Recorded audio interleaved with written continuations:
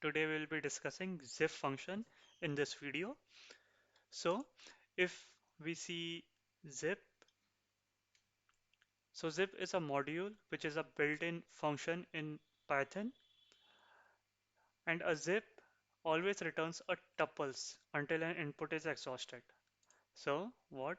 Suppose I have two lists A and B whose values are 1, 2, 3 and 6, 7, 8 respectively.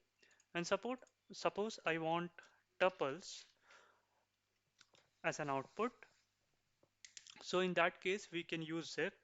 It will return a tuple, a group of tuples from the list. Suppose I want first element from A and first element of B, and then store it in a tuple format. So suppose I want this, and then again a second tuple, second element from A and second element from B, and then again a third tuple, third element of A and third element of B. So in this case, we can use zip. Let's try it. Suppose I create a new variable z and store it and give it an input as zip of two lists A and B. And then suppose if I want to print z, then generally it will give us an output of an object. So it says that z is an object. So what I will do for x in z, or for tuples in z,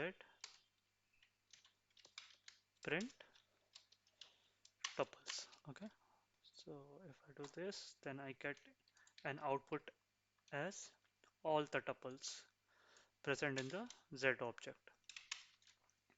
Okay, similarly I can add third list as well, or as many lists as we want in our zip function. Suppose 55, 66, 88, and then I add here C. So I get all these elements in the tuples as well. This can be used for uh, in various cases, such as suppose I want to add first elements of lists. So in that case, we can use it. In that case, what I can say, suppose I, comma j, comma k, and I want to say I plus j plus k.